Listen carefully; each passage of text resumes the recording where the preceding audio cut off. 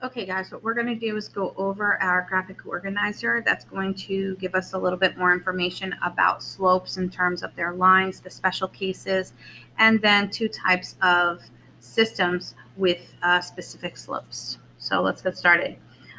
First of all, the variable that represents slope we've already talked about as being the m. M is the slope. It's the one that's attached to the x variable. B represents the y-intercept. So what we're going to make sure we write down every time you get asked for a y-intercept that it's in coordinate form, 0, comma, and then whatever the y coordinate is on the y-axis. As far as down here, looking at finding the slope and y-intercept of a line in standard form, remember our goal is to get it into y equals mx plus b form. So the first thing you would want to do is move the x. You will drop down the y, and here's the x term. The constant is plus 7. And then what you're going to want to do is divide everything through by that constant of 9.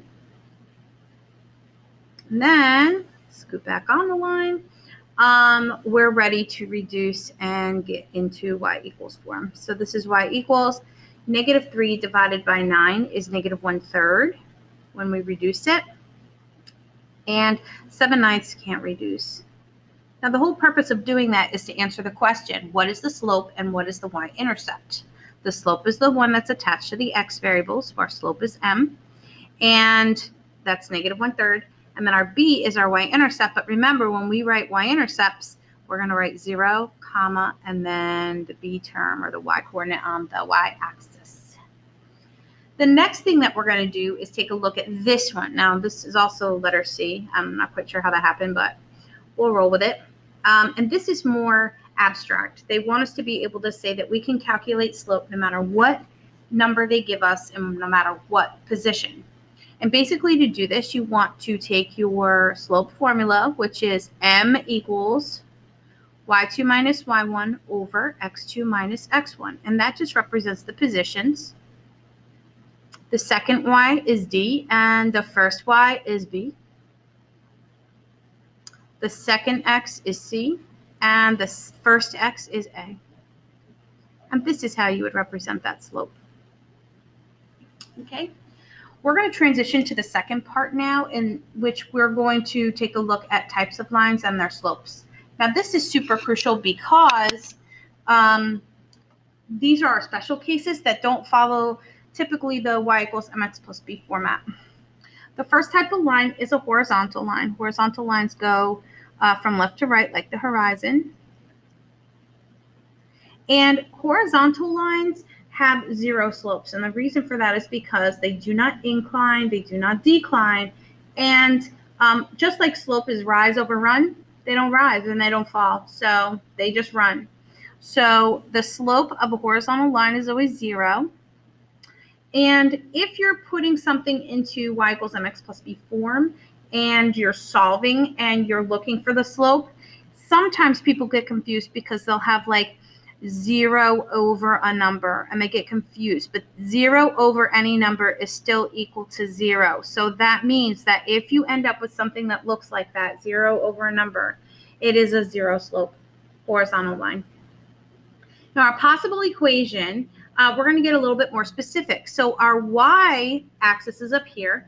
Horizontal lines only cross the y-axis, and in which case if that happens, and I want to call this, let's say this is 2, then it's only crossing the y-axis at 2. So a possible equation would be y equals 2.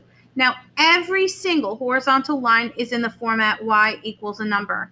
And the number of that horizontal line will be the y-intercept of that line. The next one we're going to look at is a vertical line. Now, vertical lines move from north to south.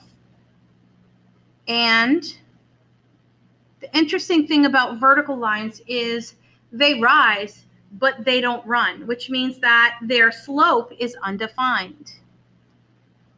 Vertical lines have, an undefined slope. Got a little ahead of myself. Undefined because, again, they rise, but there's no run.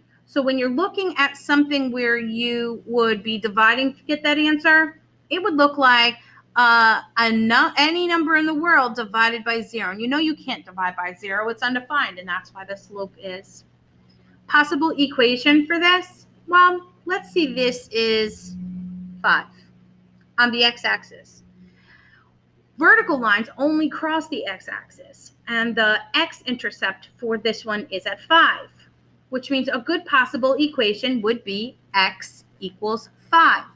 And every single time you have a vertical line, the template for a vertical line is always x equals a number, and that number is going to be the x coordinate of your intercept. So that's why it's x equals 5.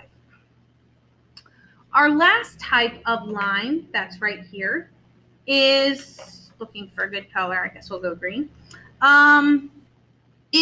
this is like our typical y equals mx plus b line. So this type of line is more diagonal in nature. And the slope of this one is technically positive. And we know it's positive because it goes from bottom left to top right. So as x approaches infinity, as we move from the left to the right side, it is increasing. That is why the slope is positive. So without putting any numbers in it, that's all I can tell you. A possible equation, let's stick some numbers in it and see. So if I'm here and this is -2, and I'm here and this is 3, this is pretty easy to find the equation. We would use the template y equals mx plus b as our template, and we would actually find the slope and the y-intercept. Our slope is going to go up 2 and right 3. It's a positive line. It's moving from left to right upwards. So y equals up 2 over 3 x, and our y-intercept is -2. That's where it crosses the y-axis. So that's a good possible equation. Now we're going to transition to the bottom of our page where we're going to talk about these two types, and they're very standard, but there are some things in here that we need to know for our lesson today to progress forward. You know that these two types of lines don't touch, and they are called parallel lines.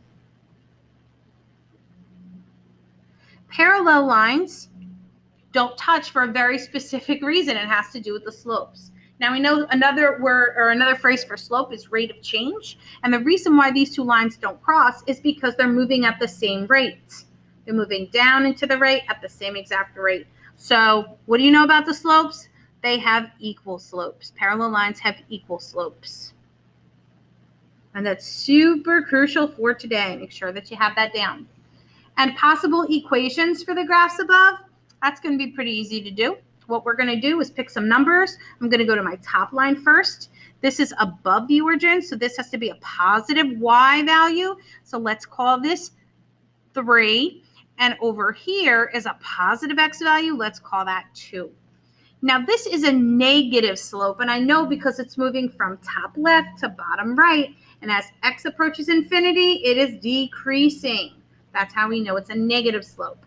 So when we go to write the equation of this line, I know that I have to move down 3 and right 2. Down 3, right 2, our slope would be -3 over 2. And our y-intercept where it crosses the y-axis is 3. That's our first one. Now we're going to look at the second one, and that one's the other line that's parallel. And let's put some numbers in. So this is on the negative side of the x-axis. So we might call that -2. And down here, let's call that -4. Okay? Oh, I guess we can't because they're parallel. We have to call that -3. Okay? So as we do this, we're going to take a look at the equations. You're going to see that they're the same. So I got a little crazy there. That's a -3. So as we're looking at this, what you want to do is make sure that we're looking at a slope. Our slope is going to be down. And to get from here to here is down 3 and then right 2. Down 3 and right 2. That's my slope. And my y-intercept where it crosses the y-axis is minus 3. So what you should notice about parallel lines is that they have the same exact slope. When you are trying to write line equations that are parallel, you need to make sure that you match your slopes the same. Last one on the page. We are going to take a look at this pair of lines, and that pair of lines are perpendicular. How we know they're perpendicular is because they intersect at a very special way. You see that right angle box? That right angle box indicates that we will have a right angle. That's what makes them perpendicular. So perpendicular lines have to intersect, but they have to form a right angle when they do it. Their slopes are negative reciprocal slopes. Negative reciprocal slopes. What does that mean in terms of real life? That means, and you can write this down, that one slope will be positive, the other slope will be negative.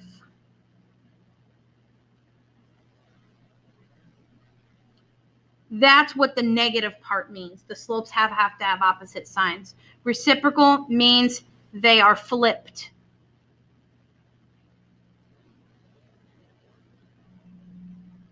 So if one is 2/3, the other is 3/2. Okay? So as far as like a set of equations that are possible for this one, a couple things you need to recognize, I think. One of them is that this is a negative.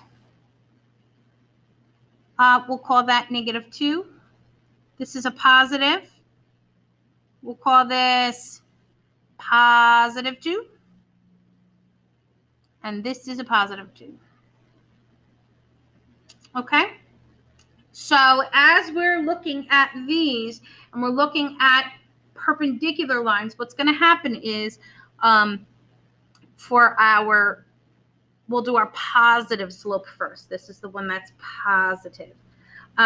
We know that our slope is going to go up 2 and right 2. Positive slopes move up from left to right, up 2/2. So our equation for our positive slope in simplest form would be like 1x minus 2, because it's up 2/2. And our negative slope one, the one that's moving down from left to right, is moving down to right 2. And to reduce that, you get -1 or -x. And the y-intercept for that is +2. Okay? And what you need to know is that these two right here are negative reciprocal slopes. One is positive and one is negative, and I can flip that guy over and I get the same exact thing.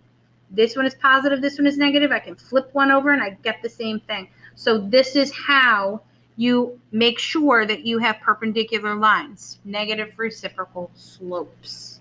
If you have any questions, go back and watch the video again or contact your teacher for questions.